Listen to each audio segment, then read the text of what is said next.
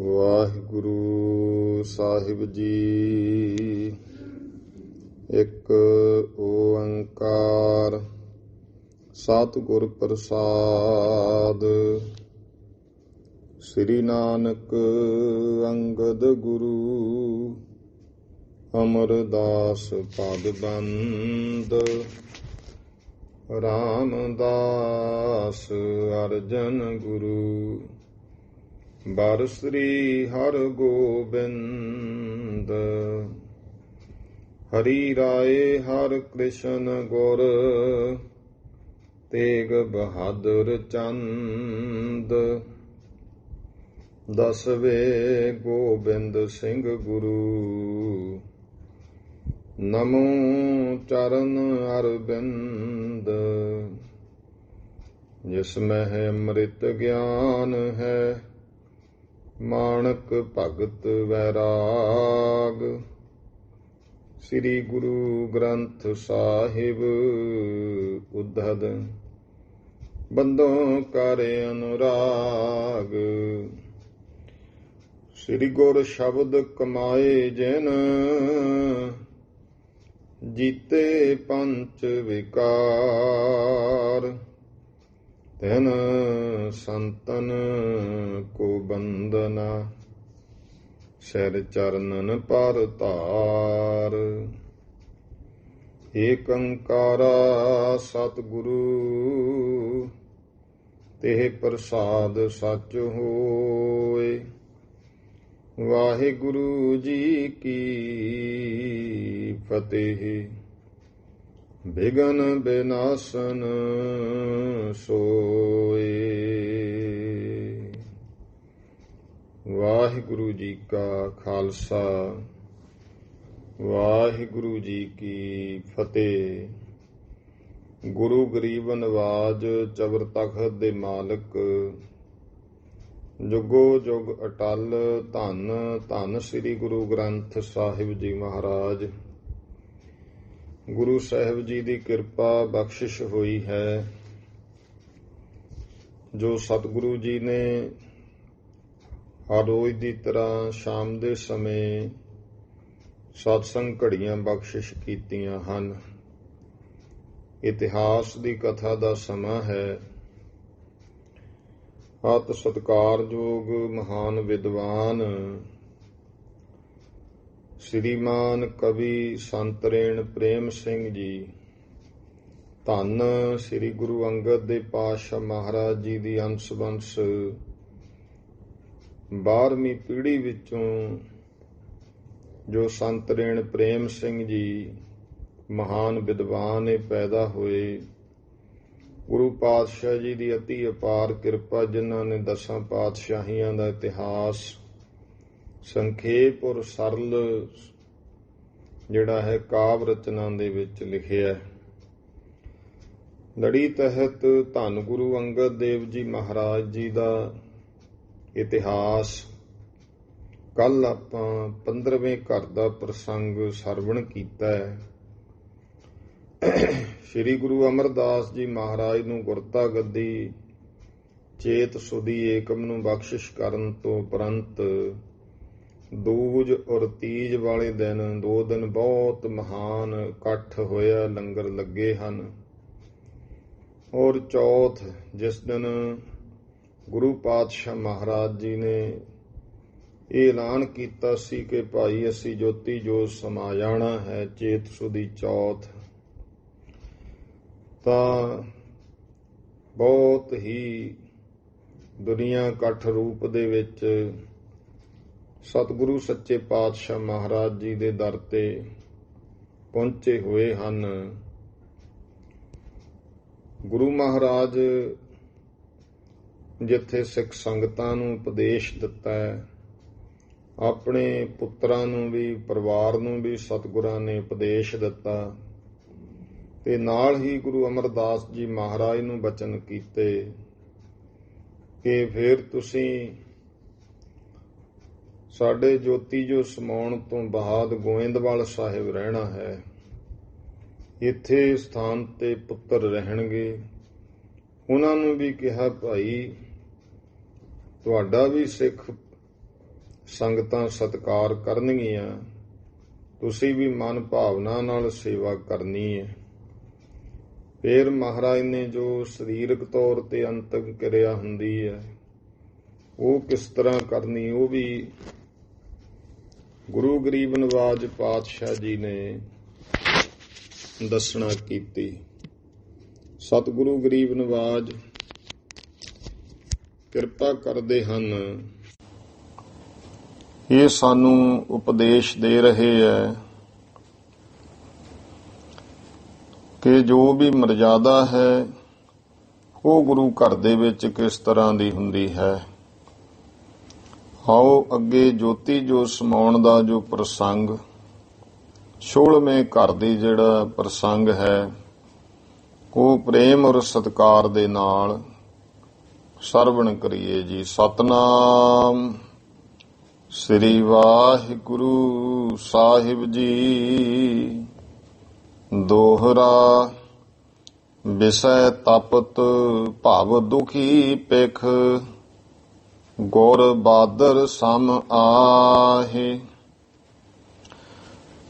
ਜੋ ਭਾਈ ਗੁਰੂ ਇਹ ਆਪਣਾ ਉਪਦੇਸ਼ ਦਿੰਦਾ ਹੈ, ਗੁਰੂ ਔਰ ਗੁਰੂ ਦੇ ਉਪਦੇਸ਼ ਰੂਪ ਦੇ ਵਿੱਚ ਸਤਿਗੁਰੂ ਦਾ ਮੰਗਲ ਕਰਦੇ ਨੇ ਸੰਤ ਰੇਣ ਪ੍ਰੇਮ ਸਿੰਘ ਜੀ।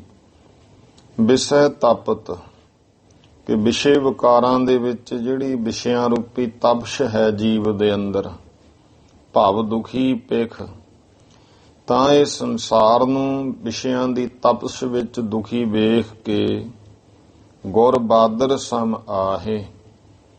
ਜਿਵੇਂ ਗੁਰਮੁਖੋ ਬਹੁਤ ਧਰਤੀ ਤੇ ਤਪਸ਼ ਵੱਧ ਜੇ ਬੱਦਲ ਆਉਂਦਾ ਹੈ, ਮੀਂਹ ਪਾਉਂਦਾ, ਇਸ ਤਰ੍ਹਾਂ ਭਾਈ ਗੁਰੂ ਪਰਮੇਸ਼ਰ ਜੋਤ ਬੱਦਲ ਸਰੂਪ ਆ ਕਰਕੇ ਜਲ ਧਾਰਾ ਉਪਦੇਸ਼ ਦੇ, ਪੁਨ ਨਿਜ ਰੂਪ ਸਮਾਹੇ। ਇਹ ਉਪਦੇਸ਼ ਰੂਪੀ ਨਾਮ ਜਲ ਦੀ ਧਾਰਾ ਵਰਖਾ ਕਰਦੇ ਐ ਤੇ ਫਿਰ ਆਪਣੇ ਨਿਜਾਨੰਦ ਰੂਪ ਦੇ ਵਿੱਚ ਹੀ, ਬ੍ਰਹਮ ਰੂਪ ਵਿੱਚ ਹੀ ਸਮਾ ਜਾਂਦੇ ਹਨ। ਚੌਪਈ ਲੱਗਿਓ ਦੀਵਾਨ ਸਿੱਖਣ ਬਹੁ ਭਾਰੀ, ਬਹੁਤ ਵੱਡਾ ਚੇਤ ਸੁਦੀ ਚੌਥ ਨੂੰ ਸਿੱਖਾਂ ਦਾ ਦੀਵਾਨ ਲੱਗਿਆ ਹੈ। ਬਹੁ ਗ੍ਰਾਮਨ ਆਏ ਨਰ ਨਾਰੀ, ਤੇ ਬਹੁਤ ਨਗਰਾਂ ਦੇ ਮਾਈ ਭਾਈ ਪਹੁੰਚੇ ਹਨ। ਹੋਵੇ ਕੀਰਤਨ ਗੁਰ ਦਰਬਾਰ, ਗੁਰੂ ਦਰਬਾਰ ਦੇ ਵਿੱਚ ਕੀਰਤਨ ਜਸ ਹੋ ਰਿਹਾ ਹੈ। ਦਰਸੈ ਸਤਿਗੁਰ ਸੁਖਦ ਕਿਰਪਾਰ, ਸਾਰੀਆਂ ਸੰਗਤਾਂ ਸਤਿਗੁਰੂ ਦੇ ਭਾਈ ਸੁਖਦਾਈ ਦਰਸ਼ਨ ਕਿਰਪਾਲੂ ਸਤਿਗੁਰਾਂ ਦੇ ਕਰ ਰਹੀਆਂ ਹਨ। ਪੁਨ ਗੁਰ ਪੁੱਤਰ ਅਮਰ ਗੁਰ ਆਹੇ, ਫਿਰ ਭਾਈ ਗੁਰੂ ਕੇ ਪੁੱਤਰ ਆ ਗਏ, ਧੰਨ ਗੁਰੂ ਅਮਰਦਾਸ ਪਾਤਸ਼ਾਹ ਜੀ ਆ ਗਏ ਹਨ। ਧਨ ਸੰਸਕਾਰਨ ਕੋ ਸਮਝਾਹੇ, ਤੇ ਸਰੀਰ ਦਾ ਸੰਸਕਾਰ ਕਿਵੇਂ ਕਰਨਾ ਹੈ ਉਹ ਸਾਰਾ ਸਮਝਾ ਦਿੱਤਾ ਹੈ। ਜਹ ਕਰੀਰ ਹੋਵੇ ਤਰ ਹਰੋ, ਕਿ ਜਿੱਥੇ ਜੁਲਾਹੇ ਦਾ ਘਰ ਹੈ ਉਹ ਕਰੀਰ ਦਾ ਮੁੱਢ, ਕਰੀਰ ਦਾ ਕਿੱਲਾ ਸੀ ਧਰਤੀ ਵਿੱਚ ਗੱਡਿਆ, ਜੋ ਕਿੱਲੇ ਨਾਲ ਗੁਰੂ ਮਹਾਰਾਜ ਧੰਨ ਗੁਰੂ ਅਮਰਦਾਸ ਪਾਤਸ਼ਾਹ ਜੀ ਦਾ ਚਰਨ ਅੜਕਿਆ ਸੀ।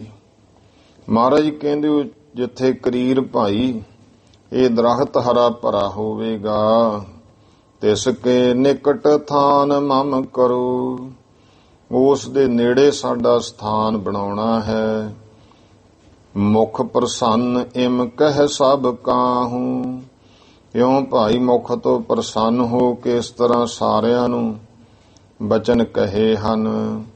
ਖੇਰਿਓ ਕਮਲ ਜਨ ਜਲ ਕੇ ਮਾਹੂ, ਜਿਵੇਂ ਕਮਲ ਜਲ ਦੇ ਵਿੱਚ ਖਿੜਿਆ ਹੁੰਦਾ ਇਸ ਤਰ੍ਹਾਂ ਮਹਾਰਾਜ ਦਾ ਚਿਹਰਾ ਖਿੜਿਆ ਹੋਇਆ ਹੈ।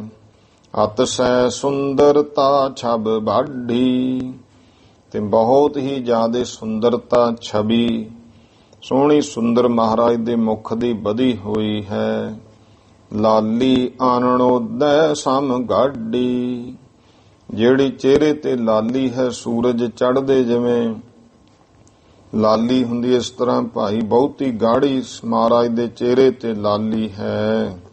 ਕਮਲ ਪੱਤਰ ਸਮ ਬਿਕਸੇ ਲੋਚਨ, ਤੇ ਜਿਵੇਂ ਕਮਲ ਦੇ ਪੱਤੇ ਖਿੜ ਜਾਂਦੇ ਹੋ ਮਹਾਰਾਜ ਦੇ ਨੇਤਰ ਕਮਲ ਪੱਤਰ ਵਾਂਗੂ ਖਿੜੇ ਹਨ। ਸਭ ਦਿਸ ਦੇਖਤ ਸੋਚ ਵਿਮੋਚਨ, ਸੋਚਾਂ ਨੂੰ ਕੱਟਣ ਵਾਲੇ, ਵਿਮੋਚਨ ਕਹੀਏ ਕੱਟਣਾ, ਸਾਰੇ ਪਾਸੇ ਸਤਿਗੁਰੂ ਜੀ ਦੇਖਦੇ ਆ ਜੋ ਸੋਚਾਂ ਨੂੰ ਕੱਟਣ ਵਾਲੇ ਹਨ। ਮੁਸਕਾਵਤ ਬੋਲਤ ਮਨ ਭਾਵਤ, ਤੇ ਇਸ ਤਰ੍ਹਾਂ ਮੁਸਕਰਾ ਕਰਕੇ ਜੋ ਮਨ ਦਾ ਭਾਵਨਾ ਸਤਿਗੁਰੂ ਜੀ ਬਚਨ ਕਹਿ ਰਹੇ ਹਨ। ਸਿੱਖ ਸਭ ਪਿਖ ਕਰ ਬਲ ਬਲ ਜਾਵਤ, ਜਿਹੜੇ ਸਿੱਖ ਨੇ ਉਹ ਸਾਰਾ ਵੇਖ ਕੇ ਮਹਾਰਾਜ ਨੂੰ ਇਸ ਤਰ੍ਹਾਂ ਬਲ ਬਲ ਜਾਂਦੇ ਹਨ। ਨਿਜਾਨੰਦ ਮਹਿ ਮਗਨ ਬਿਲੰਦੇ, ਮਹਾਰਾਜ ਆਪਣੇ ਨਿਜਾਨੰਦ ਦੇ ਵਿੱਚ ਬਹੁਤਾ ਮਗਨ ਹਨ। ਧਾਰਨ ਤਿਆਗਨ ਦੇਹ ਸੋ ਛੰਦੇ, ਇਸ ਤਰ੍ਹਾਂ ਹੁਣ ਭਾਈ ਸੋ ਛੰਦੇ ਦਾ ਭਾਵ ਹੈ ਸਵੈ ਇੱਛਾ। ਇਹ ਆਪਣਾ ਜੋ ਸਰੀਰ ਨੂੰ ਧਾਰਨਾ ਤੇ ਸਰੀਰ ਨੂੰ ਤਿਆਗਣਾ, ਇਹ ਮਹਾਰਾਜ ਦੀ ਸਵੈ ਇੱਛਾ ਹੈ। ਕਿਰਪਾ ਦ੍ਰਿਸ਼ਟ ਸੋ ਸਭ ਦਿਸ ਦੇਖਾ, ਮਹਾਰਾਜ ਨੇ ਕਿਰਪਾ ਦ੍ਰਿਸ਼ਟੀ ਨਾਲ ਸਾਰਿਆਂ ਨੂੰ ਦੇਖਿਆ, ਸਭ ਪਾਸੇ ਦੇਖਿਆ ਹੈ। ਦੀਨਸ ਦਰਸ਼ਨ ਆਨੰਦ ਵਿਸੇਖਾ, ਮਹਾਰਾਜ ਇਉਂ ਭਾਈ ਦਰਸ਼ਨ ਦੇ ਰਹੇ ਹੈ ਤੇ ਮਹਾਨ ਵਿਸ਼ੇਸ਼ ਆਨੰਦ ਹੈ। ਸਿੱਖਨ ਮਨ ਕੀ ਜਾਨ ਸੁਆਮੀ, ਸੁਆਮੀ ਮਾਲਕ ਸਤਿਗੁਰੂ ਜੀ ਸਿੱਖਾਂ ਦੇ ਮਨ ਦੀ ਜਾਣ ਕੇ ਦੇਤ ਭਏ ਸਿੱਖਿਆ ਸੁਖਦਾਮੀ, ਗਰੀਬ ਨਵਾਜ ਪਾਤਸ਼ਾਹ ਜੀ ਸੁਖਦਾਮੀ, ਸੁੱਖਾਂ ਦੇ ਘਰ ਸੁਖਦਾਇਕ ਸਿੱਖਿਆ ਦੇ ਰਹੇ ਹਨ। ਮਾਨਸ ਜਨਮ ਦੁਲਭ ਤੁਮ ਜਾਨੋ, ਮਹਾਰਾਜ ਕਹਿੰਦੇ ਭਾਈ ਗੁਰਸਿੱਖੋ ਇਹ ਜਿਹੜਾ ਮਨੁੱਖਾ ਜਨਮ ਹੈ ਇਸ ਨੂੰ ਤੁਸੀਂ ਦੁਰਲਭ ਜਾਣ ਲਓ। ਬਾਰੰਬਾਰ ਨ ਪ੍ਰਾਪਤ ਠਾਨੋ, ਤੇ ਇਹ ਜਾਣ ਲਓ ਕਿ ਬਾਰ-ਬਾਰ ਨਹੀਂ, ਇਹ ਲਗਾਤਾਰ ਨਹੀਂ ਮਿਲਦਾ ਹੈ। ਬੜਾ 84 ਦਾ ਲੰਮਾ ਚੱਕਰ ਹੈ, ਇਸ ਕਰਕੇ ਬਾਰ-ਬਾਰ ਪ੍ਰਾਪਤ ਨਹੀਂ ਹੁੰਦਾ। ਜਿਉਂ ਬਨ ਤਰ ਫਰ ਪੱਕ ਗਿਰ ਜਾਵੇ, ਜਿਵੇਂ ਜੰਗਲ ਵਿੱਚ ਦਰਖਤ ਨਾਲ ਲੱਗਿਆ ਹੋਇਆ ਫਲ ਪੱਕ ਕੇ ਡਿੱਗ ਪੈਂਦਾ ਹੈ।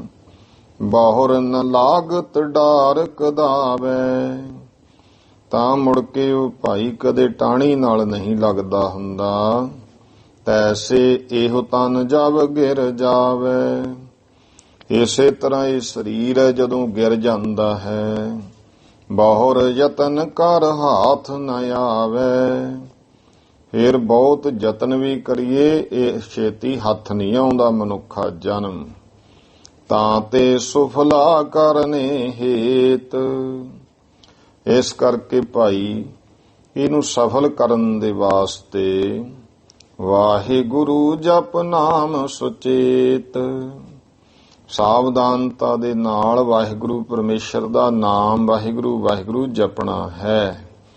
ਇਸ ਤੋਂ ਹੈ ਤਤਕਾਲ ਉਧਾਰ, ਇਹਦੇ ਨਾਲ ਭਾਈ ਮਹਾਰਾਜ ਕਹਿੰਦੇ ਜੀਵ ਦਾ ਤੁਰੰਤ ਹੀ ਉਧਾਰ ਹੋ ਜਾਂਦਾ ਹੈ। ਬਿਨਾ ਨਾਮ ਕੋ ਭਇਓ ਨ ਪਾਰ, ਪਰਮੇਸ਼ਰ ਦੇ ਨਾਮ ਸਿਮਰਨ ਤੋਂ ਬਿਨਾ ਕੋਈ ਵੀ ਪਾਰ ਨਹੀਂ ਪੈਂਦਾ, ਪਾਰ ਉਤਾਰਾ ਨਹੀਂ ਹੁੰਦਾ ਹੈ। ਪੁਨੈ ਕਹਿਓ ਦਾਸੂ ਕੇ ਤਾਹੀ, ਫਿਰ ਮਹਾਰਾਜ ਜੀ ਨੇ ਆਪਣੇ ਪੁੱਤਰ ਬਾਬੇ ਦਾਸੂ ਜੀ ਨੂੰ ਕਿਹਾ, ਜਪ ਜੀ ਪਠੋ ਪ੍ਰੀਤ ਮਨ ਲਾਹੀ, ਕਿ ਮਨ ਲਾ ਕੇ ਪ੍ਰੇਮ ਨਾ ਐ ਦਾਸੂ ਪੁੱਤਰ ਜਪ ਜੀ ਸਾਹਿਬ ਦਾ ਪਾਠ ਕਰ। ਆਗਿਆ ਪਾ ਜਪ ਜੀ ਪਠ ਲੀਨਾ, ਤੇ ਹੁਕਮ ਪਾ ਕਰਕੇ ਬਾਬਾ ਦਾਸੂ ਜੀ ਨੇ ਜਪ ਜੀ ਸਾਹਿਬ ਪੜ੍ਹਨਾ ਕੀਤਾ। ਸ਼ਬਦ ਪਾਠ ਗੁਰ ਅਮਰ ਸ਼ੌਕੀਨਾ, ਫਿਰ ਹੋਰ ਸ਼ਬਦਾਂ ਦਾ ਜਿਹੜਾ ਪਾਠ ਹੈ ਮਰਜ਼ਾਦਾ ਤਹਿਤ ਉਹ ਗੁਰੂ ਅਮਰਦਾਸ ਮਹਾਰਾਜ ਨੇ ਕੀਤਾ ਹੈ।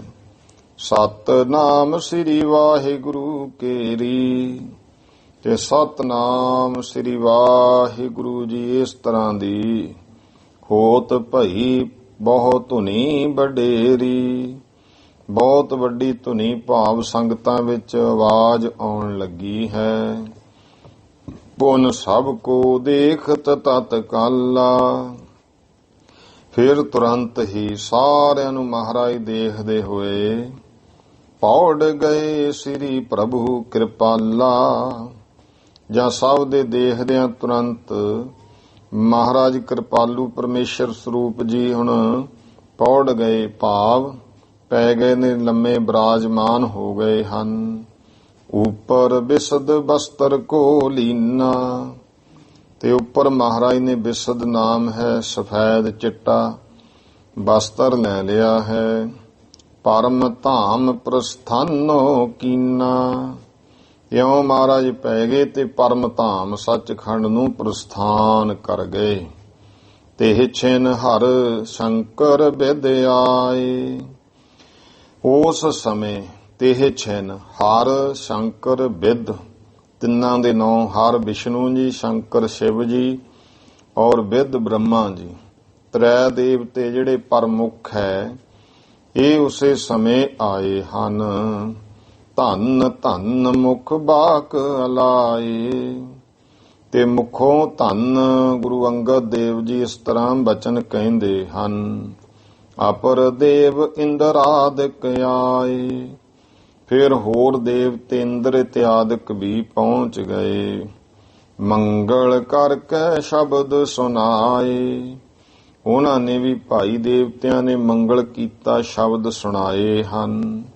ਗੋਰਖ ਆਦ ਸਿੱਧ ਸਮੁਦਾਈ, ਫਿਰ ਗੋਰਖਨਾਥ ਇਤਿਆਦਿਕ ਸਾਰੇ ਸਿੱਧ ਆਏ। ਸਭਨ ਕੀਨਸ ਵਡਿਆਈ, ਉਹ ਵੀ ਅੱਗੇ ਆ ਕੇ ਸਾਰਿਆਂ ਨੇ ਗੁਰੂ ਸਾਹਿਬ ਦੀ ਮਹਿਮਾ ਵਡਿਆਈ ਕੀਤੀ ਹੈ। ਜੈ ਜੈਕਾਰ ਸੁਰਗ ਮਹਿ ਭਇਓ, ਤੇ ਸਾਰੇ ਸਵਰਗਾਂ ਦੇਵ ਲੋਕ ਦੇ ਵਿੱਚ ਜੈ ਜੈਕਾਰ ਹੋ ਗਈ ਹੈ। ਸਵਰਗ ਗੁਰਮੁਖੋ ਦੇਵ ਲੋਕ ਨੂੰ ਕਹਿੰਦੇ ਆ। ਤੇ ਜਿਹੜਾ ਗੁਰੂ ਕਾ ਸਿੱਖ ਹੈ ਉਹ ਸੱਚਖੰਡ ਦਾ ਵਾਸੀ ਬਣਦਾ, ਜਿਹੜਾ ਗੁਰੂ ਦੇ ਉਪਦੇਸ਼ ਨੂੰ ਧਾਰ ਲੈਂਦਾ। ਜਿਹੜੀਆਂ ਦੇਵਪੁਰੀਆਂ ਨੇ ਇਹਨਾਂ ਨੂੰ ਸਵਰਗ ਕਿਹਾ ਹੈ, ਤੇ ਸਾਰੇ ਦੇਵਪੁਰੀਆਂ ਸਵਰਗਾਂ ਵਿੱਚ ਜੈ ਜੈਕਾਰ ਹੋਈ। ਅਤ ਉਤਸ਼ਾਹ ਦੇਵ ਤਨ ਕਯੋ, ਸਾਰੇ ਦੇਵਤਿਆਂ ਨੇ ਅਤੀ ਉਤਸ਼ਾਹ ਮੰਗਲ ਕੀਤਾ ਹੈ। ਧੰਨ ਧੰਨ ਸਤਿਗੁਰੂ ਬਖਾਨੈ, ਸਾਰੇ ਭਾਈ ਸਤਿਗੁਰੂ ਜੀ ਨੂੰ ਧੰਨ ਧੰਨ ਕਹਿੰਦੇ ਹਨ।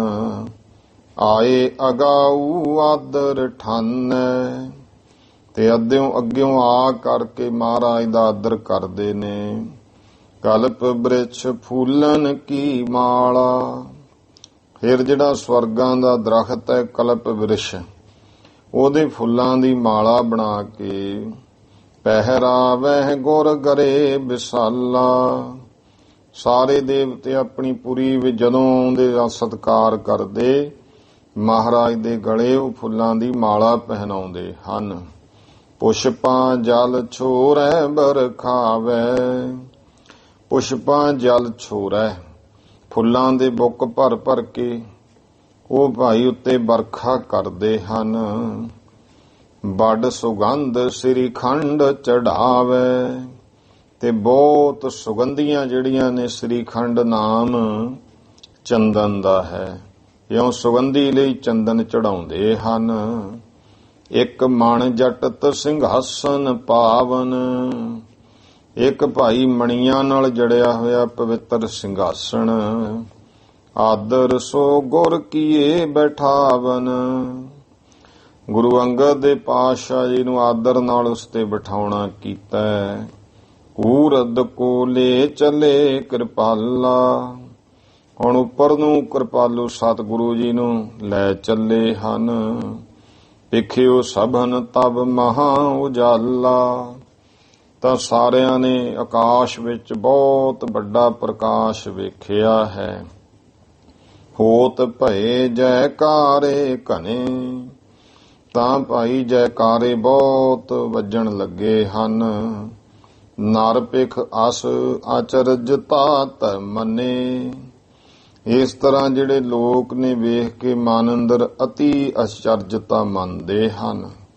ਗੁਰ ਆਗਮਨ ਸੁਰਗ ਉਤਸ਼ਾਹੂ, ਗੁਰੂ ਸਾਹਿਬ ਦੇ ਆਉਣ ਦਾ ਸਵਰਗਾਂ ਵਿੱਚ ਉਤਸ਼ਾਹ ਹੋਇਆ ਹੈ। ਕਹਿ ਲਗ ਕਹਿਓ ਜੋ ਭਇਓ ਉਮਾਹੂ, ਜਦੋਂ ਦੇਵਪੁਰੀਆਂ ਸਵਰਗਾਂ ਵਿੱਚ ਦੀ ਮਹਾਰਾਜ ਲੰਘ ਰਹੇ ਨੇ ਤੇ ਇੰਨਾ ਉਤਸ਼ਾਹ ਕਿ ਦੇਵਤਿਆਂ ਅੰਦਰ ਕਵੀਰਾਜ ਜੀ ਕਹਿੰਦੇ ਸੰਤ ਰੇਣ ਪ੍ਰੇਮ ਸਿੰਘ ਕਹਿ ਲਗ ਕਹੋ, ਕਿੱਥੇ ਕੁ ਤੱਕ ਕਹਾਂ ਭਾਈ, ਜੋ ਉਤਸ਼ਾਹ ਮਾਂ ਉਹਨਾਂ ਵਿੱਚ ਹੋਇਆ ਹੈ। ਜਹ ਜਹ ਲਗ ਸੁਰ ਸ਼ਕਤੀ ਆਈ, ਹੁਣ ਜਿੱਥੇ ਜਿੱਥੇ ਤੱਕ ਜਿਹੜਾ ਦੇਵਤਾ ਹੈ ਉਹਦੀ ਪਹੁੰਚ ਸ਼ਕਤੀ ਸੀ, ਤਹਿ ਤਹਿ ਲਗ ਗੁਰ ਸੰਗ ਸਿਧਾਈ, ਉੱਥੇ ਉੱਥੇ ਤੱਕ ਉਹ ਮਹਾਰਾਜ ਦੇ ਨਾਲ ਚੱਲਦਾ ਹੈ। ਚਰਨਾ ਬੁਝ ਪਰ ਬੰਧਨ ਠਾਨ, ਫਿਰ ਚਰਨਾ ਕਮਲਾਂ ਤੇ ਨਮਸਕਾਰ ਕਰਕੇ ਲੌਟ ਆਵੇ ਤਬ ਨਿਜ ਨਿਜ ਥਾਨ। ਹੁਣ ਜਿੱਥੇ ਤੱਕ ਪਹੁੰਚ ਹੈ ਉੱਥੇ ਤੱਕ ਹੀ ਜਾ ਸਕਦੇ, ਉੱਥੋਂ ਫਿਰ ਚਰਨ ਤੇ ਮੱਥਾ ਟੇਕ ਕੇ ਆਪੋ ਆਪਣੇ ਥਾਵਾਂ ਨੂੰ ਲੌਟ ਜਾਂਦੇ ਹਨ। ਆਸ ਪ੍ਰਕਾਰ ਬੈਕੁੰਠ ਸਿਧਾਏ, ਕਿਉਂਕਿ ਸਭ ਤੋਂ ਉੱਪਰ ਫਿਰ ਅੱਗੇ ਜਾ ਕੇ ਤ੍ਰੈ ਦੇਵਤਿਆਂ ਦੀਆਂ ਪੁਰੀਆਂ ਉਹ ਉੱਥੇ ਤੱਕ ਲੈ ਕੇ ਜਾਂਦੇ। ਉਸ ਤੋਂ ਅੱਗੇ ਫਿਰ ਗੁਰਮੁਖੋ ਸੱਚਖੰਡ ਮਹਾਰਾਜ ਆਪ ਜਾਂਦੇ ਆ। ਆਸ ਪ੍ਰਕਾਰ ਬੈਕੁੰਠ ਸਿਧਾਏ, ਇਸ ਤਰ੍ਹਾਂ ਗੁਰੂ ਸਾਹਿਬ ਬੈਕੁੰਠ ਸੱਚਖੰਡ ਨੂੰ ਗਏ ਹਨ। ਗੁਰਪੁਰ ਜਹ ਗੁਰ ਨਾਨਕ ਆਹੇ, ਉਹ ਗੁਰਪੁਰੀ ਜਿੱਥੇ ਸ੍ਰੀ ਗੁਰੂ ਨਾਨਕ ਦੇਵ ਮਹਾਰਾਜ ਬਿਰਾਜਮਾਨ ਹੈ। ਪਹੁੰਚਤ ਭਏ ਲੀਨ ਨਿਜ ਜੋਤ, ਜਦੋਂ ਗੁਰੂ ਅੰਗਦ ਦੇਵ ਜੀ ਪਹੁੰਚੇ ਗੁਰੂ ਨਾਨਕ ਦੇ ਪਾਤਸ਼ਾਹ ਨੇ ਆਪਣੀ ਜੋਤ ਵਿੱਚ ਲੀਨ ਕਰ ਲਏ। ਜੋ ਗੁਰ ਜਗ ਸਾਗਰ ਕੇ ਪੋਤ, ਜੋ ਭਾਈ ਸਤਿਗੁਰੂ ਜੀ ਜਗਤ ਰੂਪੀ ਸਮੁੰਦਰ ਦੇ ਵਿੱਚ ਤਾਰਨ ਲਈ ਪੋਤ ਨਾਮ ਬੇੜਾ ਰੂਪ ਜਹਾਜ਼ ਰੂਪ ਹਨ। ਦੋਹਰਾ ਸੰਮਤ ਨਾਨਕ ਸ਼ਾਹੀ ਜੋ 80 ਓ ਜੁਗ ਜਾਨ। ਹੁਣ ਤਰੀਕ ਦੱਸਦੇ ਹਨ ਸੰਤ ਰੇਣ ਜੀ ਕਿ ਭਾਈ ਸੰਮਤ ਨਾਨਕ ਸ਼ਾਹੀ, ਇਹ ਨਾਨਕ ਸ਼ਾਹੀ ਜੋ 80 ਓ ਜੁਗ ਜਾਨ, 80 ਤੋਂ 2 ਉੱਪਰ ਜਾਣ ਲੋ, 82 ਨਾਨਕ ਸ਼ਾਹੀ ਸੰਮਤ। ਇਹ ਪਹਿਲਾਂ ਵੀ ਬੇਨਤੀ ਕੀਤੀ ਵੀ ਜੇ ਬਿਕਰਮੀ ਸੰਮਤ ਦੀ ਤਰੀਕ ਜਾਣਨੀ ਹੈ ਤਾਂ ਗੁਰਮੁਖੋ ਇਹ 82 ਨੂੰ 1526 ਵਿੱਚ ਜੋੜ ਲੈਣਾ ਹੈ।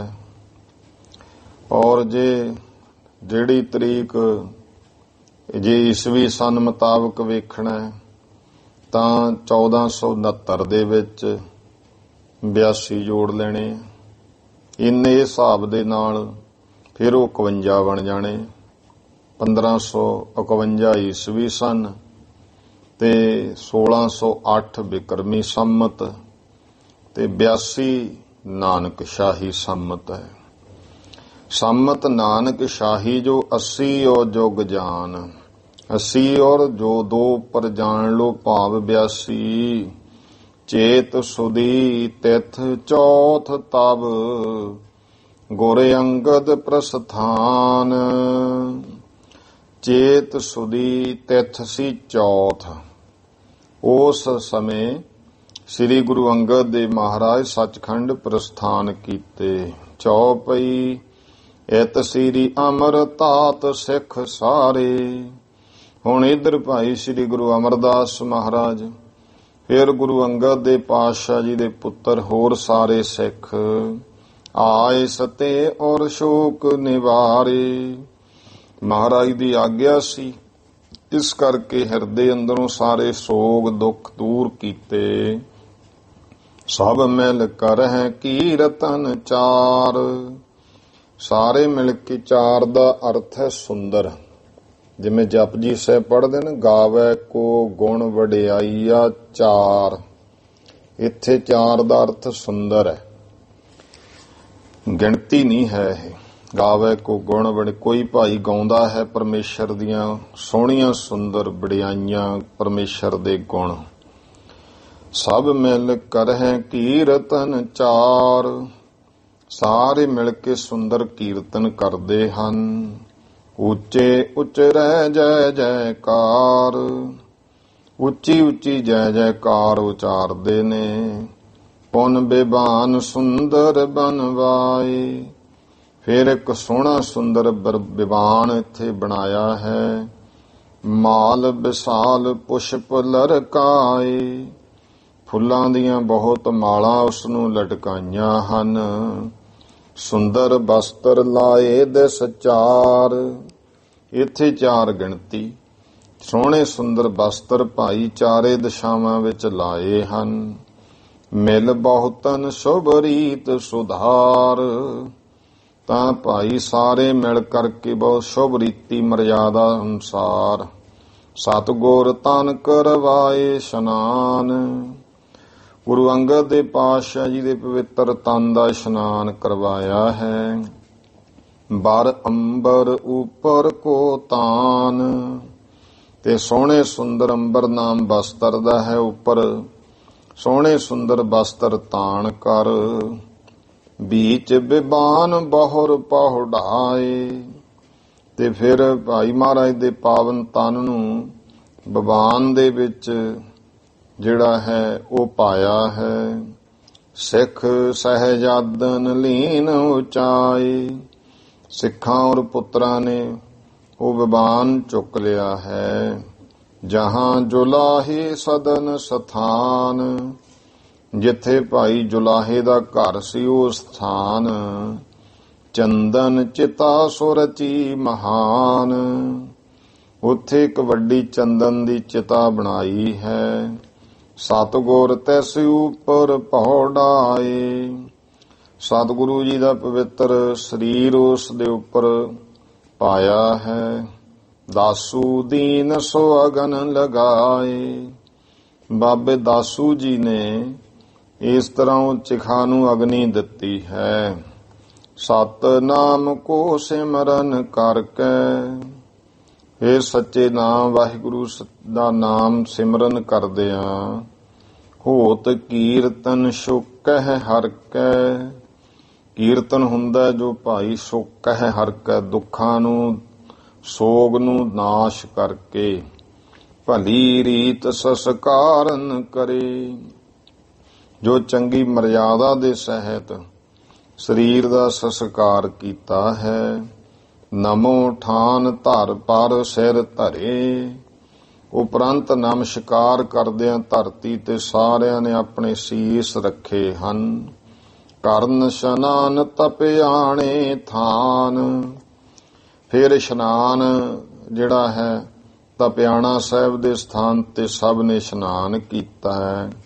ਧਰਮਸਾਲ ਪੁਨ ਬੈਠੇ ਆਨ, ਉਪਰੰਤ ਭਾਈ ਧਰਮਸਾਲ ਵਿੱਚ ਆ ਬੈਠੇ ਨੇ। ਆਏ ਰਬਾਬੀ ਸ਼ਬਦ ਸੁਨਾਵਾ, ਰਬਾਬੀਆਂ ਆ ਕੇ ਕੀਰਤਨ ਸ਼ਬਦ ਸੁਣਾਇਆ ਹੈ। ਤਿਆਰ ਪੰਚਾਮ੍ਰਿਤ ਕਰ ਅਨਵਾਵਾ, ਤੇ ਕੜਾਹ ਪ੍ਰਸ਼ਾਦ ਪੰਚ ਅੰਮ੍ਰਿਤ ਜਿਹੜਾ ਹੈ ਉਹ ਤਿਆਰ ਹੋਇਆ ਹੈ। ਜਹ ਘਰ ਕੀਰਤ ਸੋਹਿਲਾ ਗਾਵਾ, ਜੋ ਜਹ ਘਰ ਕੀਰਤ ਇਹ ਸੋਹਿਲਾ ਸਾਹਿਬ ਇਹ ਸ਼ਬਦ ਪੜ੍ਹੇ ਹਨ। ਕਰ ਬੇਨਤੀ ਸਭ ਮਹਿ ਵਰਤਾਵਾ, ਫਿਰ ਅਰਦਾਸ ਕਰਕੇ ਸਾਰਿਆਂ ਵਿੱਚ ਕੜਾਹ ਪ੍ਰਸ਼ਾਦ ਵਰਤਾ ਦਿੱਤਾ।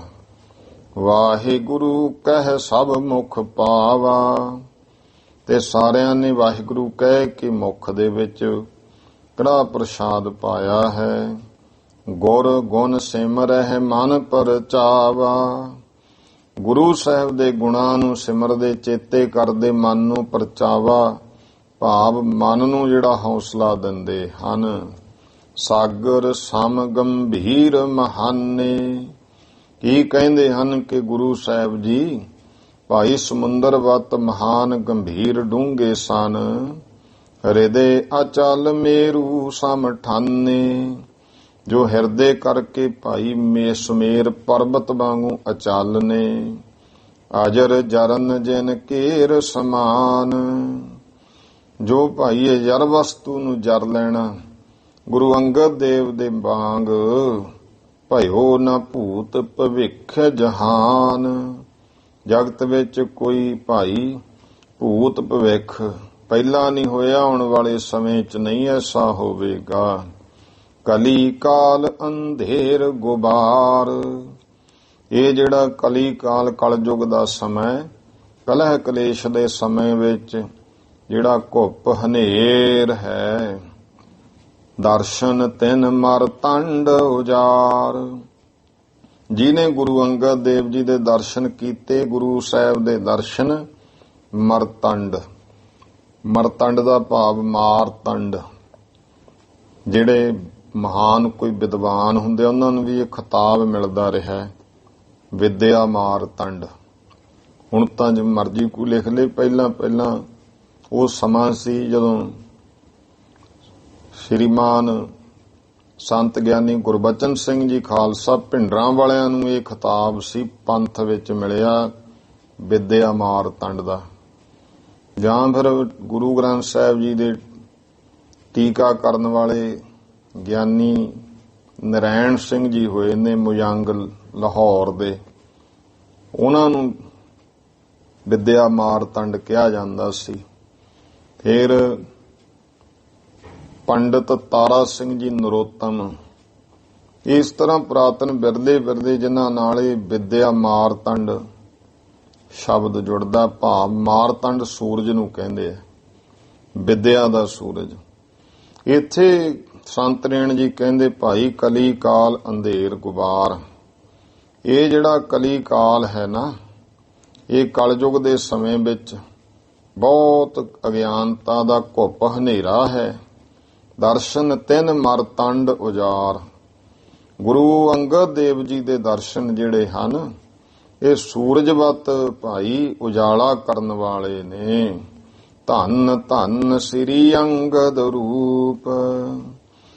ਸਾਰੀਆਂ ਸੰਗਤਾਂ ਕਹਿੰਦੀਆਂ ਕਿ ਗੁਰੂ ਅੰਗਦ ਦੇ ਪਾਤਸ਼ਾਹ ਜੀ ਦਾ ਜੋ ਸਰੂਪ ਧੰਨ ਧੰਤਾ ਦੇ ਜੋਗ ਹੈ, ਜਿਨ ਕੀ ਮਹਿਮਾ ਮਹਾ ਅਨੂਪ। ਜਿਸ ਦੀ ਮਹਿਮਾ ਜਿਹੜੀ ਵਡਿਆਈ ਹੈ ਉਹ ਮਹਾ ਅਨੂਪ ਹੈ। ਅਨੂਪਮ, ਅਨੁਪਮਾ, ਉਪਮਾ ਤੋਂ ਵੀ ਉੱਪਰ ਤੋਂ ਉੱਪਰ ਹੈ। ਸ਼ਬਦ ਮਾਹੇ ਤਿੰਨ ਦੀਨ, ਸ਼ਬਦ ਮਾਹੇ ਦਿਨ ਤੀਨ ਬਿਤਾਹੇ। ਫਿਰ ਇਉਂ ਸ਼ਬਦ ਜਿਹੜਾ ਹੈ ਮਹਿਮਾ ਵਡਿਆਈ ਕੀਰਤਨ ਵਿੱਚ 3 ਦਿਨ ਜਿਹੜੇ ਆ ਉਹ ਬਤੀਤ ਕੀਤੇ ਹਨ। ਚਤੁਰਥ ਦਿਨ ਮਿਲ ਭੇ ਸਮੁਦਾਏ। ਚੌਥੇ ਦਿਨ ਫੇਰ ਸਾਰੇ ਇਕੱਠੇ ਹੋਏ ਹਨ। ਚਿਤਾ ਸਥਲ ਪਰ ਜਾਵਤ ਭਏ। ਉਹ ਚਿਖਾ ਵਾਲੇ ਸਥਾਨ ਤੇ ਸਭ ਪਹੁੰਚੇ ਹਨ। ਮੰਗਲ ਫੂਲ ਉਠਾਵਤ ਭਏ। ਗੁਰੂ ਪਾਤਸ਼ਾਹ ਮਹਾਰਾਜ ਜੀ ਦੇ ਜੋ ਭਾਈ ਸੋਹਣੇ ਸੁੰਦਰ ਮੰਗਲਮਈ ਜਿਹੜੇ ਫੁੱਲ ਮਹਾਰਾਜ ਦੀਆਂ ਅਸਥੀਆਂ ਉਹ ਉਠਾਈਆਂ ਹਨ। ਨਦੀ ਵਿਪਾਸਾ ਦੀਨ ਪ੍ਰਵਾਹੇ। ਤੇ ਵਿਪਾਸ ਬਿਆਸ ਨਦੀ ਵਿੱਚ ਮਹਾਰਾਜ ਦਾ ਅੰਗੀਠਾ ਜਿਹੜਾ ਪ੍ਰਵਾਹ ਕੀਤਾ ਗਿਆ। ਪੁੰਨ ਤਿਸ ਥਲ ਦੇਹੁਰਾ ਚਿਨਵਾਏ। ਫਿਰ ਜਿੱਥੇ ਭਾਈ ਜੋ ਸੰਸਕਾਰ ਵਾਲਾ ਸਥਾਨ ਹੈ ਉੱਥੇ ਦੇਹੁਰਾ ਸਥਾਨ ਚਿਣਵਾ ਦਿੱਤਾ। ਕਰ ਪ੍ਰਸਾਦ ਕੋ ਬਾਟਨ ਕੀਨਾ। ਕੜਾ ਪ੍ਰਸਾਦ ਕੀਤਾ ਔਰ ਵਰਤਾਉਣਾ ਕੀਤਾ ਹੈ। ਮਨ ਗੁਰ ਚਰਨਨ ਮਹਿ ਜਿਨ ਦੀਨਾ। ਤੇ ਐਸੇ ਭਾਈ ਗੁਰਸਿੱਖ ਜਿਨ੍ਹਾਂ ਨੇ ਆਪਣਾ ਮਨ ਗੁਰੂ ਸਾਹਿਬ ਜੀ ਦੇ ਚਰਨਾਂ ਵਿੱਚ ਦਿੱਤਾ ਹੈ। ਬਹੁਰ ਦਸਹਿਰੇ ਦਿਨ ਜਾਵੇ ਆਵਾ। ਫਿਰ ਬਾਣੀ ਪੜ੍ਹਦਿਆਂ ਰੋਜ਼ ਕੀਰਤਨ ਹੋਣਾ, ਗੁਰਬਾਣੀ ਪੜ੍ਹਨੀ। ਤੇ ਜਦੋਂ ਦੁਸਹਿਰਾ 10ਵਾਂ ਦਿਨ ਇਸ ਤਰ੍ਹਾਂ ਆ ਗਿਆ ਹੈ, ਸਿੱਖ ਸੰਗਤ ਬਹੁ ਜੋਰ ਕਰਾਵਾ। ਤੇ ਸਿੱਖ ਸੰਗਤਾਂ ਦਾ ਬਹੁਤ ਵੱਡਾ ਜੋੜ ਹੋਇਆ, ਭਾਵ ਇਕੱਠ ਹੋਇਆ ਹੈ। ਹੋਵੇ ਕੀਰਤਨ ਅਨਕ ਪ੍ਰਕਾਰ। ਅਨੇਕਾਂ ਤਰ੍ਹਾਂ ਮਰਜ਼ਾਦਾ ਸਹਿਤ ਕੀਰਤਨ ਕਥਾ ਹੋਈ। ਅਮਰ ਗੁਰੂ ਦੀਨ ਸਦਸਤਾਰ। ਤੋ ਸਾਰਿਆਂ ਨੇ ਜੋ ਗੁਰਤਾ ਗੱਦੀ ਦੀ ਫਿਰ ਦਸਤਾਰ ਹੈ ਉਹ ਸਿੱਖ ਸੰਗਤਾਂ ਗੁਰੂ ਅਮਰਦਾਸ ਮਹਾਰਾਜ ਜੀ ਨੂੰ ਬਖਸ਼ੀ। ਇਹ ਸੰਗਤ ਵੀ ਜਿਹੜੀ ਹੈ ਇਹ ਹੁਣ ਦੇਖੋ ਦਸਤਾਰ ਗੁਰਤਾ ਗੱਦੀ ਤੇ ਗੁਰੂ ਅੰਗਦ ਦੇ ਪਾਤਸ਼ਾਹ ਆਪਣੇ ਹੱਥੀਂ ਬਖਸ਼ਿਸ਼ ਕਰ ਗਏ। ਫਿਰ ਦਸਤਾਰ ਇਹ ਗੁਰੂ ਮੰਨੋ ਹੀ ਹੈ ਜਾਣੋ ਕਿ ਜਿਹੜਾ ਹੈ ਜਿਵੇਂ ਸਰੋਪਾਓ ਸੰਗਤ ਬਾਬਾ ਬੁੱਢਾ ਜੀ ਹੋਰ ਗੁਰਸਿੱਖ ਜਿਹੜੇ ਮਹਾਨ ਗੁਰੂ ਸਾਹਿਬ ਦੇ ਚਰਨਾਂ 'ਚ ਸੇਵਾ ਕਰਨ ਵਾਲੇ ਉਹ ਫਿਰ ਦਸਤਾਰ ਗੁਰੂ ਅਮਰਦਾਸ ਜੀ ਮਹਾਰਾਜ ਨੂੰ ਦਿੱਤੀ। ਦਾਸੂ ਜੀ ਸ੍ਰੀ ਚੰਦ ਸਮਾਨ ਤੇ ਬਾਬਾ ਦਾਸੂ ਜੀ ਜਿਹੜੇ ਨੇ ਇਹ ਜਿਵੇਂ ਹੁਣ ਦੋ ਪੁੱਤਰ ਸਨ ਬਾਬਾ ਦਾਸੂ ਜੀ ਤੇ ਬਾਬਾ ਦਾਤੂ ਜੀ।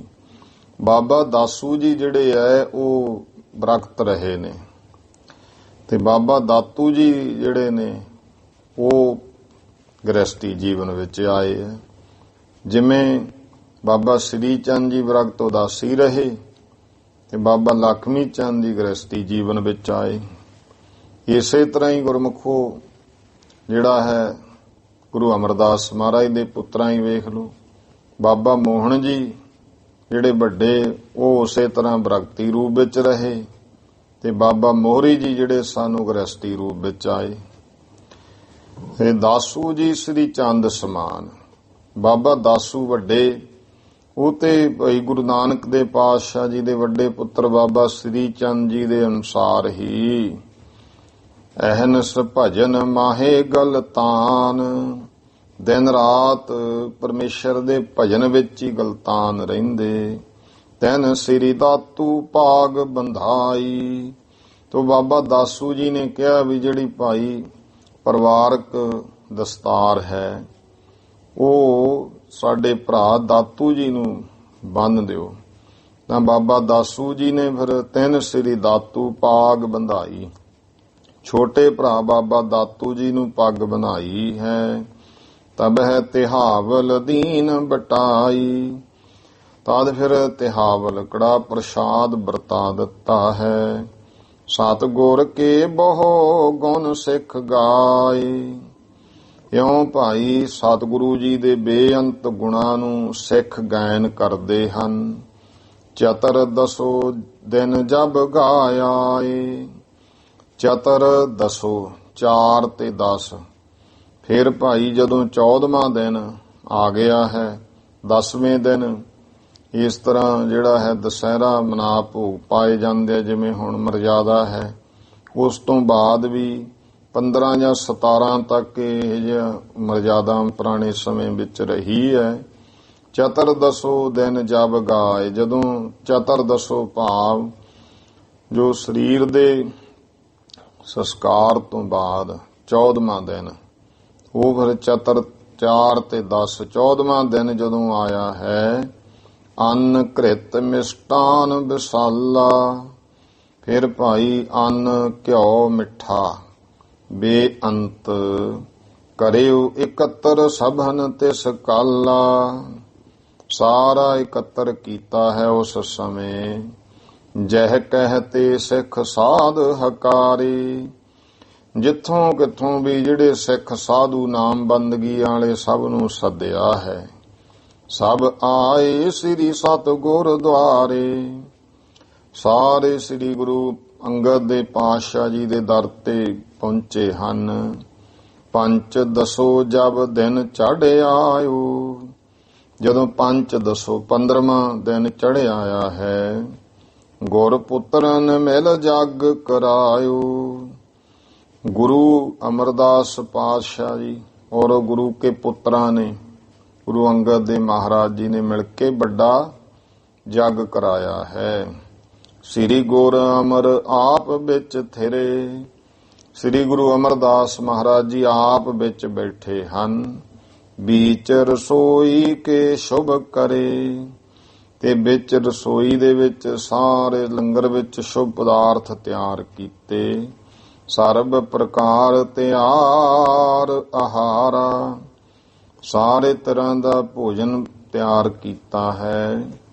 ਅਪਰ ਸਿੱਖ ਮਿਲ ਪਾਕ ਸੁਧਾਰਾ।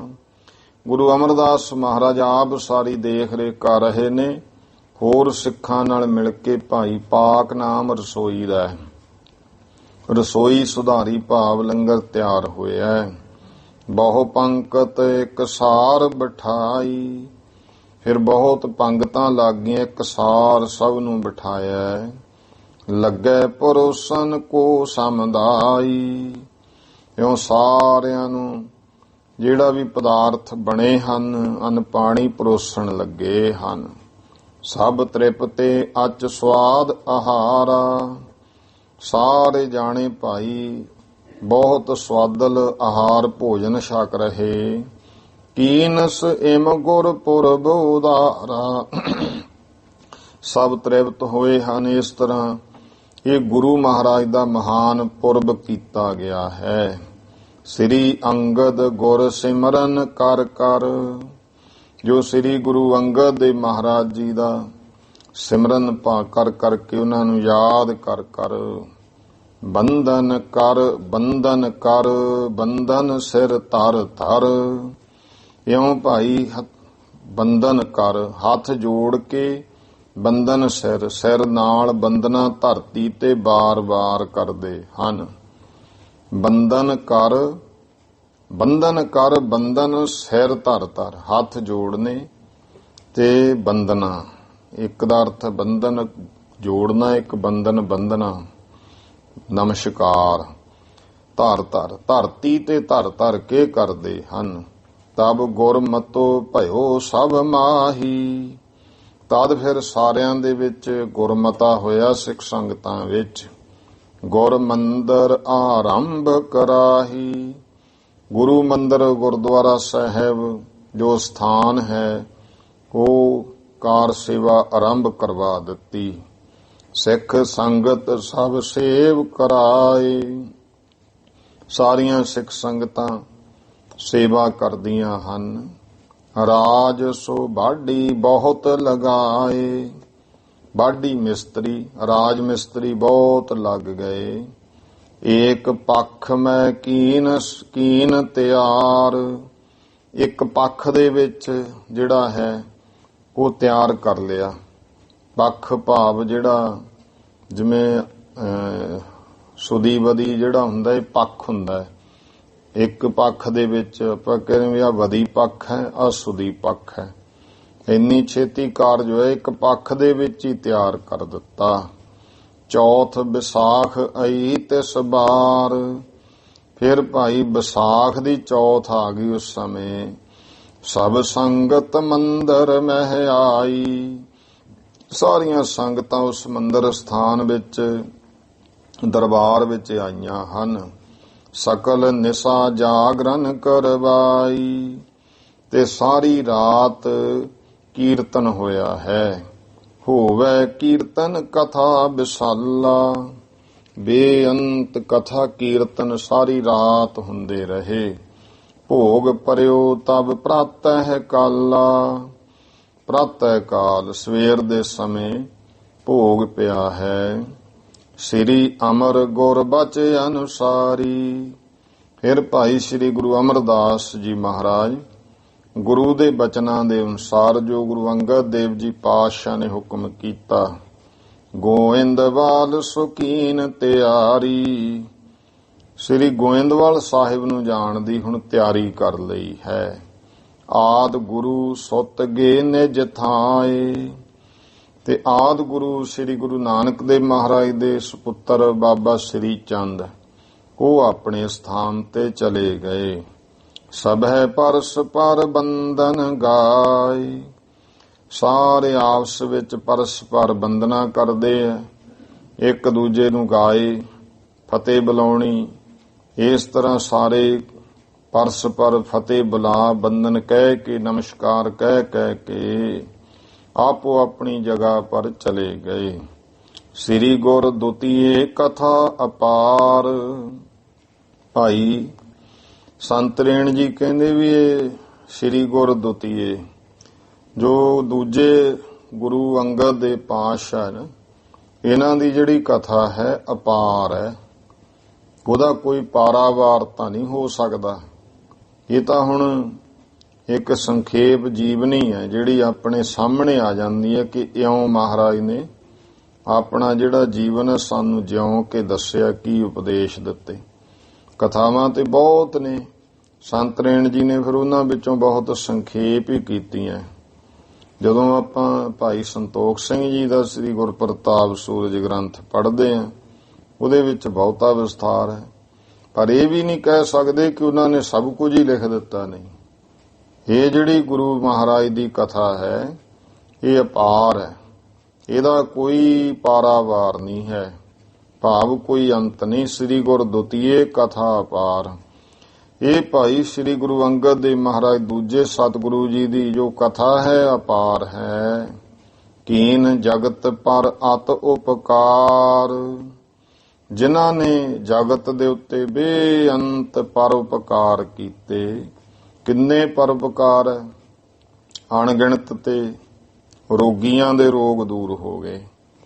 ਗੁਰੂ ਅੰਗਦ ਦੇਵ ਪਾਤਸ਼ਾਹ ਜੀ ਹਰ ਰੋਜ਼ ਜਦੋਂ ਵੀ ਮਹਾਰਾਜ ਬਾਹਰ ਕਮਰੇ ਤੋਂ ਨਿਕਲਦੇ ਸਨ ਸਵੇਰ ਦੇ ਅੰਮ੍ਰਿਤ ਵੇਲੇ, ਕਿਉਂਕਿ ਸਵਾ ਪਹਿਰ ਰਾਤ ਰਹਿੰਦੀ ਉੱਠ ਕੇ ਬ੍ਰਹਮ ਨਾਲ ਜੁੜ ਜਾਣਾ ਨਿਜ ਸਰੂਪ ਨਾਲ, ਤੇ ਫਿਰ ਮਹਾਰਾਜ ਜਦੋਂ ਬਾਹਰ ਆਉਂਦੇ ਹੁੰਦੇ ਸਨ ਤਾਂ ਗੁਰਮੁਖੋ ਬਹੁਤ ਜਿਹੜੇ ਰੋਗੀ ਹੁੰਦੇ ਸੀ ਉਹ ਗੁਰੂ ਮਹਾਰਾਜ ਦੇ ਆ ਕੇ ਸਾਹਮਣੇ ਬੈਠ ਜਾਂਦੇ ਹੁੰਦੇ ਸੀ, ਤੇ ਮਹਾਰਾਜ ਦੀ ਪਹਿਲੀ ਦ੍ਰਿਸ਼ਟੀ ਜਿਨ੍ਹਾਂ ਤੇ ਪੈ ਜਾਣੀ ਉਦੋਂ ਹੀ ਉਹਨਾਂ ਦੇ ਰੋਗ ਦੂਰ ਹੋ ਜਾਂਦੇ ਸੀ। ਗੁਰੂ ਦੀ ਦ੍ਰਿਸ਼ਟੀ ਦਾ ਜਦੋਂ ਵੀ ਪੈਂਦੀ ਹੈ ਸਭ ਦੇ ਰੋਗ ਦੂਰ ਕਰਦੇ। ਮਹਾਰਾਜ ਨੇ ਆਪਣੀ ਖੇਡ ਵਰਤਾਈ ਹੋਈ ਸੀ। ਗੁਰੂ ਤਾਂ ਜਦੋਂ ਚਾਹੇ ਕਰ ਸਕਦਾ ਨਾ, ਰੋਗੀ ਰੋਗ ਦੂਰ ਕਰਨਾ, ਰੋਗੀ ਅੰਗ ਰੋਗ ਖੰਡਣਾ, ਪਰ ਮਹਾਰਾਜ ਨੇ ਜੋ ਉਹਨਾਂ ਦੀ ਮੌਜ ਹੈ ਇਸ ਤਰ੍ਹਾਂ ਰੋਗੀਆਂ ਦੀਆਂ ਲਾਈਨਾਂ ਲੱਗ ਜਾਂਦੀਆਂ ਸੀ। ਕਿੰਨੇ ਪਰਉਪਕਾਰ ਕੀਤੇ ਜਗਤ ਦੇ ਉੱਤੇ ਜਿਨ੍ਹਾਂ ਦਾ ਕੋਈ ਅੰਤ ਨਹੀਂ। ਆਦ ਗੁਰੂ ਸਿੱਖੀ ਪਰਖਾਈ, ਇਹ ਆਦ ਗੁਰੂ ਮਹਾਰਾਜ ਨੇ ਇਸ ਤਰ੍ਹਾਂ ਗੁਰੂ ਨਾਨਕ ਦੇ ਪਾਤਸ਼ਾਹ ਜੀ ਨੇ ਇਹ ਸਿੱਖੀ ਦੀ ਪਰਖ ਜਦੋਂ ਕੀਤੀ, ਇਨਹੋ ਨੇ ਤਬ ਰੱਖ ਦਿਖਾਈ, ਤਾਂ ਇਹ ਗੁਰੂ ਅੰਗਦ ਦੇ ਪਾਤਸ਼ਾਹ ਨੇ ਭਾਈ ਉਹ ਸਿੱਖੀ ਪਰਖ ਵਿੱਚ ਰੱਖ ਕੇ ਦਿਖਾਈ। ਪੁਨ ਕੀਨਸ ਇਹੋ ਬਹੁ ਪੁਕਾਰਾ। ਫੇਰ ਗੁਰੂ ਅੰਗਦ ਦੇ ਪਾਤਸ਼ਾਹ ਨੇ ਹੋਰ ਬਹੁਤ ਵੱਡਾ ਪਰਉਪਕਾਰ ਕੀਤਾ। ਸੰਸਕ੍ਰਿਤ ਜੋ ਕਠਨ ਅਪਾਰਾ। ਪਹਿਲਾਂ ਜਿਹੜੀ ਹੁੰਦੀ ਸੀ ਸੰਸਕ੍ਰਿਤ ਭਾਸ਼ਾ ਜਿਹੜੀ ਹੈ ਉਹਦੇ ਵਿੱਚ ਹੀ ਧਰਮ ਗ੍ਰੰਥ ਲਿਖੇ ਜਾਂਦੇ ਹੁੰਦੇ ਸੀ। ਇਹ ਜੋ ਸੰਸਕ੍ਰਿਤ ਹੈ ਇਹ ਭਾਈ ਪੜ੍ਹਨੀ ਜਾਂ ਸਮਝਣੀ ਬਹੁਤ ਕਠਨ ਹੈ। ਪਠਨ ਮਾਹੇ ਬਹੁ ਕਾਲ ਬਿਤਾਵੇ। ਇਹਨੂੰ ਪੜ੍ਹਨ ਦੇ ਵਾਸਤੇ ਹੀ ਵਿਦਿਆ ਲੈਣੀ ਹੋਵੇ ਤਾਂ ਬਹੁਤ ਸਮਾਂ ਬੀਤ ਜਾਂਦਾ ਹੈ। ਸਾਰ ਹਾਥ ਕਛ ਥੋਰੋ ਆਵੇ, ਤੇ ਸਾਰ ਤੱਤ ਫਿਰ ਵੀ ਹੱਥ ਵਿੱਚ ਕੁਝ ਥੋੜਾ ਜਿਹਾ ਆਉਂਦਾ ਹੈ। ਕਿਰਪਾ ਧਾਰ ਤਬ ਬਰਨ ਬਨਾਈ। ਕਿਰਪਾ ਧਾਰ ਕੇ ਫਿਰ ਗੁਰੂ ਮਹਾਰਾਜ ਨੇ ਗੁਰਮੁਖੀ ਦੇ ਜਿਹੜੇ ਹੈ ਉਹ ਗੁਰਮੁਖੋ ਅਕਸ਼ਰਾਂ ਦੀ ਜਿਹੜਾ ਉਹ ਬਣਾਏ। ਜਿਵੇਂ ਪੰਜਾਬੀ ਤਾਂ ਹੁਣ ਬਹੁਤ ਦੱਸ ਇਸ ਤਰ੍ਹਾਂ ਦੀ ਖੋਜ ਵਾਲੇ ਵੀ ਇੱਕ ਦਿਨ ਮੈਂ ਪੜ੍ਹਦਾ ਸੀ ਕਿ ਜਿਹੜੀ ਪੰਜਾਬੀ ਭਾਸ਼ਾ ਹੈ ਹੁਣ ਤਾਂ ਚੱਲਦਾ ਹੈ ਨਾ, ਕਹਿੰਦੇ ਵੀ ਹਿੰਦੀ ਜਿਹੜੀ ਹੈ ਇਹ ਸਾਡੇ ਦੇਸ਼ ਦੀ, ਤਾਂ ਹੁਣ ਉਹਨਾਂ ਨੇ ਆਪਦੀ ਮਰਜ਼ੀ ਨਾਲ ਬਣਾ ਲਈ। ਅਸਲ ਵਿੱਚ ਤਾਂ ਸਨਾਤਨ ਧਰਮ ਵਿੱਚ ਜਿਹੜੀ ਭਾਸ਼ਾ ਸੀ ਉਹ ਸੀ ਸੰਸਕ੍ਰਿਤ, ਤੇ ਜਿਹੜੀ ਆਮ ਭਾਸ਼ਾ ਜਿਹੜੀ ਹੈ ਨਾ ਪੰਜਾਬੀ ਇਹ ਸਭ ਤੋਂ ਪੁਰਾਣੀ। ਇੱਥੋਂ ਤੱਕ ਖੋਜ ਹੋ ਗਈ ਵੀ 55,000 ਸਾਲ ਪਹਿਲਾਂ ਵੀ ਇਹ ਖੋਜ ਵਾਲਿਆਂ ਨੇ ਖੋਜ ਕਰ ਲਈ ਪੰਜਾਬੀ ਭਾਸ਼ਾ ਸੀ। ਤੇ ਬਾਕੀ ਇੱਕ ਭਾਸ਼ਾ ਹੀ ਹੈ ਇਹ ਪੰਜਾਬੀ ਜਿਹੜੀ ਆਪਣੇ ਆਪ ਵਿੱਚ ਪੂਰਨ ਭਾਸ਼ਾ ਹੈ, ਬਾਕੀ ਅਧੂਰੀਆਂ।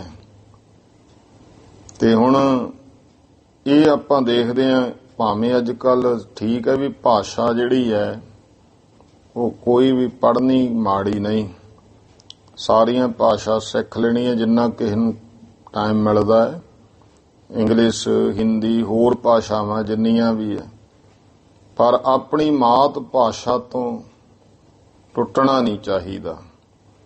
ਤੇ ਇਹ ਵੀ ਹੈ ਕਿ ਹੁਣ ਭਾਵੇਂ ਬੜੇ ਰਿਵਾਜ ਪੈ ਗਏ, ਕੋਈ ਗੁਰਬਾਣੀ ਦੇ ਜੀ ਹਿੰਦੀ 'ਚ ਲਿਖੋ, ਕੁਝ ਅੰਗਰੇਜ਼ੀ 'ਚ ਲਿਖੋ ਜਾਂ ਫਲਾਨੀ ਤਰਜਮੇ ਕਰਨ ਲੱਗ ਗਏ, ਪਰ ਜਿਹੜੀ ਰੂਹਾਨੀਅਤ ਹੈ ਨਾ ਉਹ ਗੁਰਮੁਖੀ ਵਿੱਚੋਂ ਹੀ ਪ੍ਰਾਪਤ ਹੋ ਸਕਦੀ ਹੈ।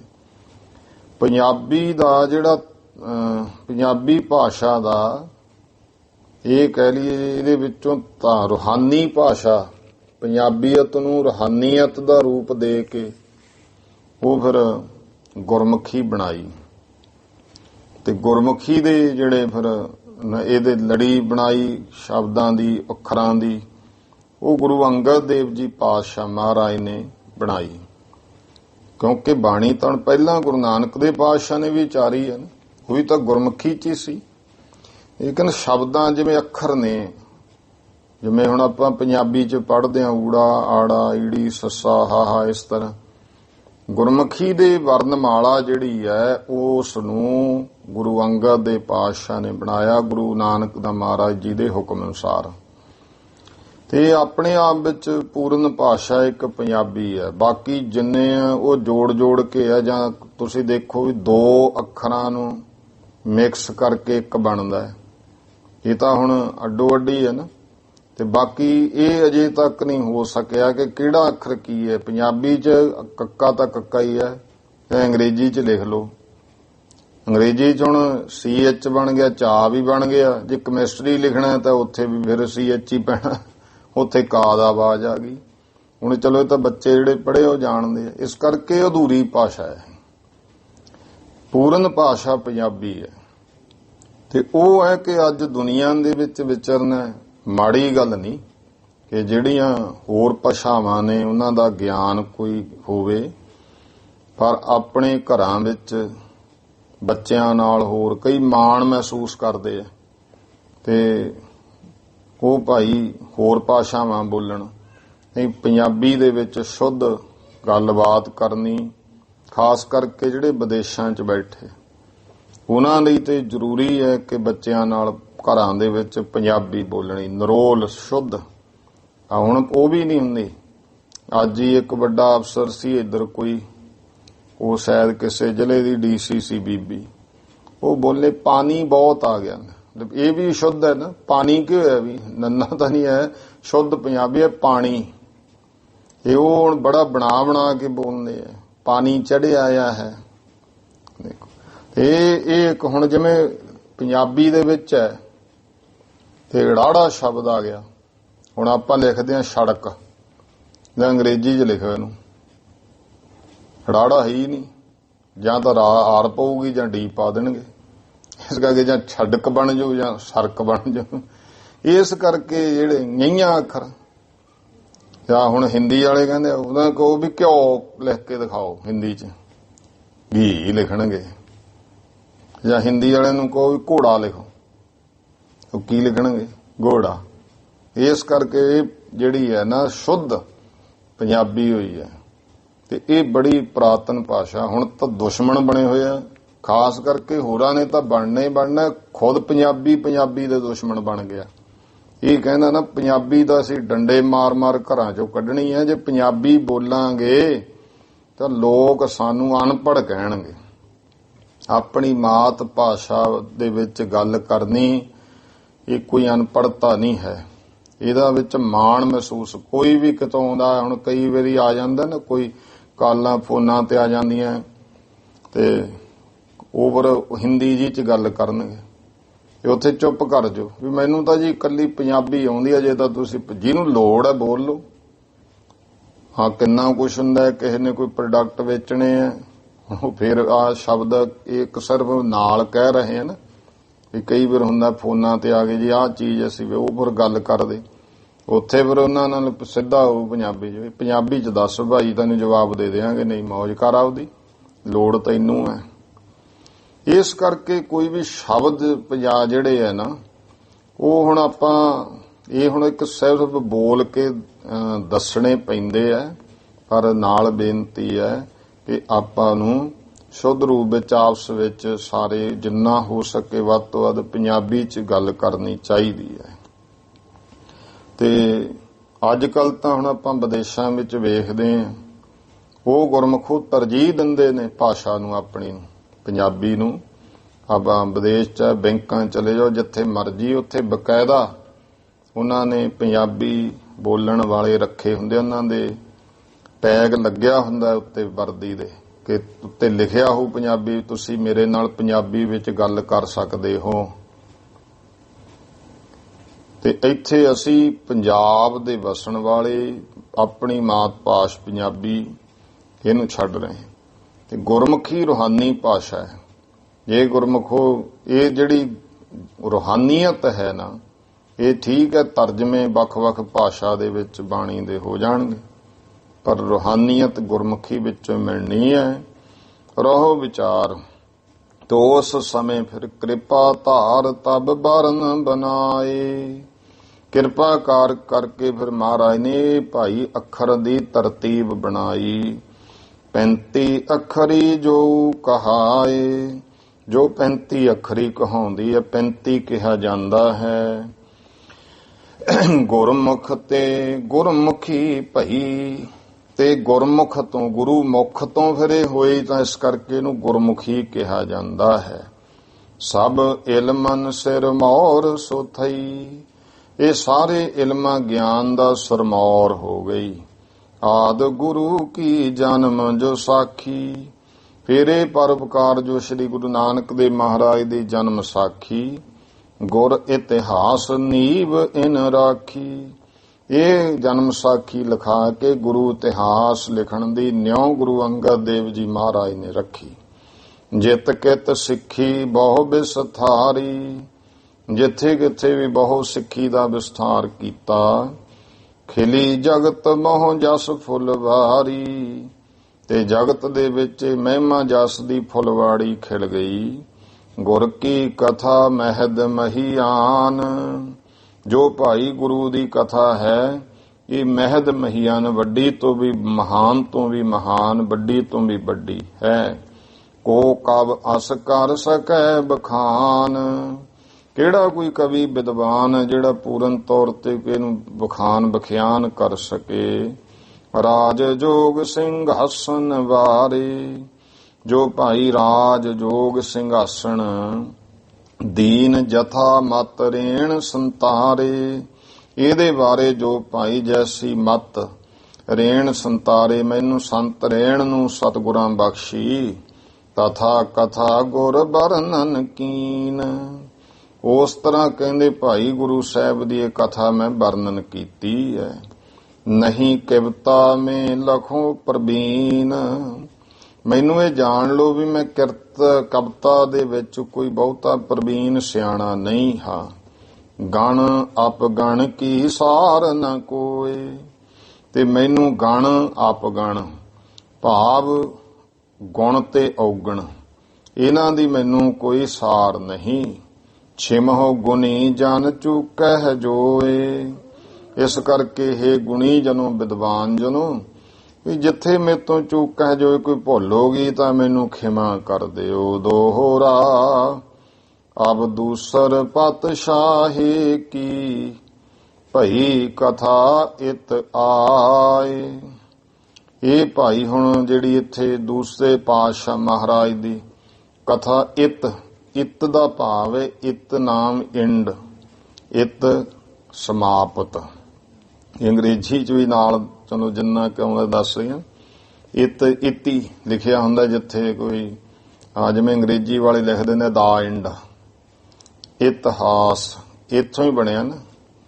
ਇਹ ਆਵ ਦੂਸਰ ਪਾਤਸ਼ਾਹੀ ਕੀ ਭਈ ਕਥਾ ਇਤ ਆਏ, ਇੱਥੇ ਭਾਈ ਦੂਜੇ ਪਾਤਸ਼ਾਹ ਮਹਾਰਾਜ ਦੇ ਜੀਵਨ ਦੀ ਕਥਾ ਸਮਾਪਤ ਹੁੰਦੀ ਹੈ। ਪਠੈ ਸੁਨੈ ਮਨ ਲਾਏ ਜੋ, ਜੁਗ ਲੋਗਨ ਸੁਖ ਪਾਏ। ਜਿਹੜਾ ਕੋਈ ਭਾਈ ਮਨ ਲਾ ਕੇ ਕਥਾ ਪੜ੍ਹੇਗਾ ਸੁਣੇਗਾ ਤਾਂ ਜੁਗ ਲੋਗਨ ਸੁਖ ਪਾਏ, ਉਹ ਦੋਵਾਂ ਲੋਕਾਂ ਵਿੱਚ ਸੁਖ ਪਾ ਲਵੇਗਾ। ਇਤ ਸ੍ਰੀ ਗੁਰਪੁਰ ਪ੍ਰਕਾਸ਼ ਗ੍ਰੰਥ, ਇੱਥੇ ਤੱਕ ਭਾਈ ਸ੍ਰੀ ਗੁਰਪੁਰ ਪ੍ਰਕਾਸ਼ ਗ੍ਰੰਥ ਦੂਤੀਏ ਮਹੱਲੇ ਦੂਜੇ ਮਹੱਲੇ ਸ੍ਰੀ ਸਤਿਗੁਰੂ ਅੰਗਦ ਸਾਹਿਬ ਜੀ ਜੋਤੀ ਜੋਤ ਸਮਾਵਨ ਪ੍ਰਸੰਗ ਵਰਣਨ। ਇਸ ਘਰ ਦੇ ਪ੍ਰਸੰਗ ਵਿੱਚ ਸ੍ਰੀ ਗੁਰੂ ਅੰਗਦ ਦੇ ਪਾਤਸ਼ਾਹ ਜੀ ਦੇ ਜੋਤੀ ਜੋ ਸਮਾਉਣ ਦਾ ਪ੍ਰਸੰਗ ਵਰਣਨ ਕੀਤਾ ਹੈ। ਕਵੀ ਸੰਤ ਰੇਣ ਪ੍ਰੇਮ ਸਿੰਘ ਭਾਖਾ ਵਿਚਰਤੇ। ਕਿਸਨੇ ਕਿ ਮੈਂ ਕਵੀ ਸੰਤ ਰੇਣ ਪ੍ਰੇਮ ਸਿੰਘ ਜੀ ਕਹਿ ਰਹੇ ਆ ਕਿ ਭਾਈ ਮੈਂ ਪ੍ਰੇਮ ਸਿੰਘ ਨੇ ਇਹ ਰਚਿਆ ਹੈ। ਨਾਮ ਖੋੜਸਮੋ ਮੰਦਰ ਹੈ ਤੇ ਪ੍ਰਸੰਗ ਜਿਹੜਾ ਹੈ ਖੋੜਸਮੋ 16ਵੇਂ ਘਰ ਦਾ ਪ੍ਰਸੰਗ ਹੈ। ਸ੍ਰੀ ਦੁਤੀਏ ਗੁਰ ਗਾਥਾ ਸ਼ੁਭ ਸਮਾਪਤੰ। ਤੋ ਇਹ ਭਾਈ ਸ੍ਰੀ ਗੁਰੂ ਅੰਗਦ ਦੇ ਮਹਾਰਾਜ ਦੂਜੇ ਗੁਰੂ ਜੀ ਦੇ ਇਤਿਹਾਸ ਕਥਾ ਜਿਹੜੀ ਇੱਥੇ ਸਮਾਪਤ ਹੁੰਦੀ ਹੈ। ਕੱਲ ਅੱਗੇ ਆਪਾਂ ਸ੍ਰੀ ਗੁਰੂ ਅਮਰਦਾਸ ਮਹਾਰਾਜ ਜੀ ਦਾ ਜੀਵਨ ਪ੍ਰਸੰਗ ਪੜ੍ਹਾਂ ਸੁਣਾਂਗੇ। ਆਓ ਹੁਣ ਸਮਾਪਤੀ ਦਾ ਟਾਈਮ ਹੋ ਗਿਆ ਹੈ। ਭੁੱਲ ਚੁੱਕ ਦੀ ਖਿਮਾ ਸਰਬੱਤ ਮਾਈ ਭਾਈ ਉਚਾਰਨ ਕਰੋ ਜੀ। ਵਾਹਿਗੁਰੂ ਨਾਮ ਜਹਾਜ਼ ਹੈ ਚੜੇ ਸੂਤਰੇ ਪਾਰ, ਜੋ ਸ਼ਰਧਾ ਕਰ ਸੇਵੰਦੇ ਗੁਰ ਪਾਰ ਉਤਾਰਨ ਹਾਰ। ਵਾਹਿਗੁਰੂ ਜੀ ਕਾ ਖਾਲਸਾ, ਵਾਹਿਗੁਰੂ ਜੀ ਕੀ ਫਤਿਹ।